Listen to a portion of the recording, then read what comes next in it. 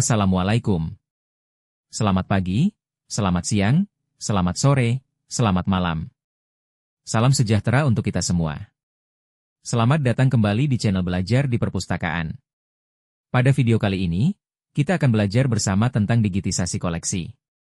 Kata digitisasi sangat erat kaitannya dengan dunia digital. Lalu apa itu digital? Kata digital mengacu pada suatu teknologi yang dapat merubah suatu subjek dari bentuk analog ke dalam bentuk kode biner melalui perangkat komputer. Pemanfaatan teknologi komputer inilah yang menjadikan istilah digital sangat erat kaitannya dengan dunia komputer dan internet. Dalam dunia digital, seringkali kata digitisasi bersinggungan dengan kata digitalisasi. Kedua kata tersebut bahkan sering bertukar tempat. Padahal, antara digitisasi dan digitalisasi memiliki pengertian yang berbeda. Digitisasi mengacu pada proses perubahan bentuk dari analog, fisik, atau cetak, ke dalam bentuk file digital. Sedangkan digitalisasi lebih mengacu pada perubahan proses bisnis dari kegiatan konvensional ke dalam bentuk kegiatan yang berbasis digital. Sebagai contoh, proses scanning koleksi fisik ke dalam bentuk digital merupakan bentuk dari kegiatan digitisasi. Sedangkan proses perubahan ataupun pembentukan layanan baru dari layanan pinjam-meminjam secara konvensional di perpustakaan menjadi layanan koleksi digital merupakan bentuk dari digitalisasi.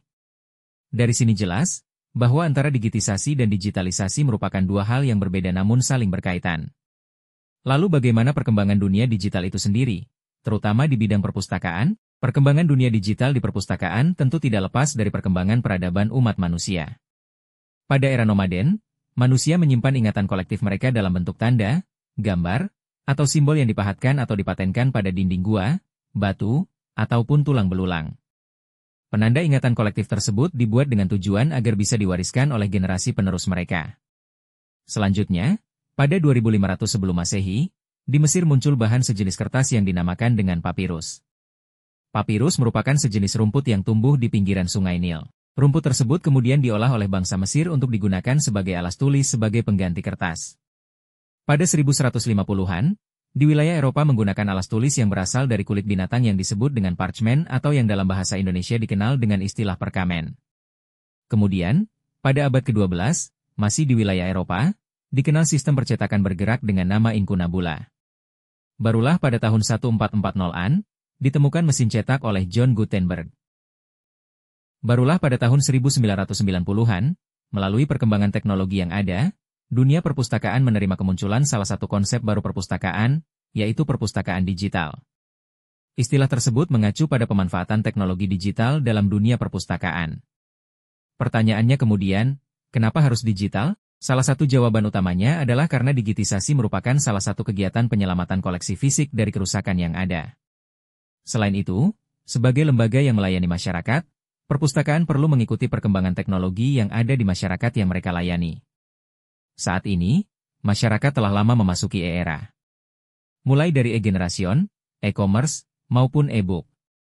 Oleh karena itu, perpustakaan juga perlu bertransformasi mengikuti perkembangan tersebut.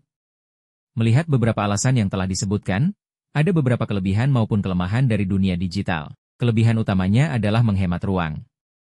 Selain itu, kemunculan perpustakaan digital juga memberikan kesempatan kepada perpustakaan untuk menyediakan akses ganda terhadap koleksi yang dilayankan.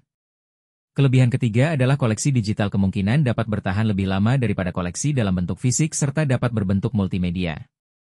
Dan yang terakhir, perawatan koleksi digital cenderung memakan biaya yang lebih murah dibandingkan perawatan koleksi fisik.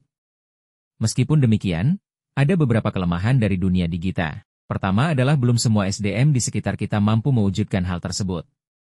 Ditambah lagi, kebutuhan alat bantu untuk mengakses koleksi digital serta belum semua masyarakat familiar dengan teknologi ini, menjadikan beberapa perpustakaan belum mengaplikasikan teknologi digital dalam layanannya. Apalagi ketika berbicara masalah dana, sebagian besar perpustakaan akan semakin mengundurkan diri untuk mewujudkan perpustakaan digital. Meskipun demikian, kita tidak bisa menutup mata bahwa teknologi digital merupakan sebuah keniscayaan. Untuk melakukan digitisasi, diperlukan beberapa peralatan seperti komputer, scanner, beberapa aplikasi pendukung, peralatan audio dan video jika diperlukan untuk menambahkan sisi multimedianya, serta lampu penerangan jika diperlukan. Sebagai contoh, berikut ini adalah beberapa jenis scanner yang dapat digunakan untuk melakukan digitisasi.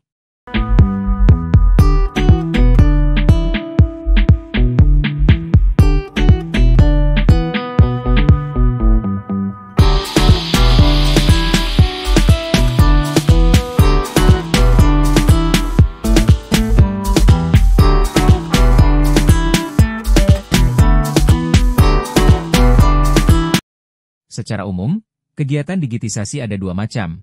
Pertama adalah dokumen capture dan dokumen manajemen. Dokumen capture mengacu pada proses merubah koleksi fisik ke dalam bentuk file digital. Biasanya file yang dihasilkan adalah dalam bentuk gambar. Selanjutnya, dokumen manajemen adalah proses merubah file digital yang sudah ada ke dalam bentuk file digital lain yang siap untuk dilayankan. Misalnya dari file gambar hasil dokumen capture digabungkan dan dikonversi ke dalam bentuk file PDF. Terkait tahapan digitisasi, langkah pertama adalah memilih dokumen atau koleksi yang akan didigitalkan.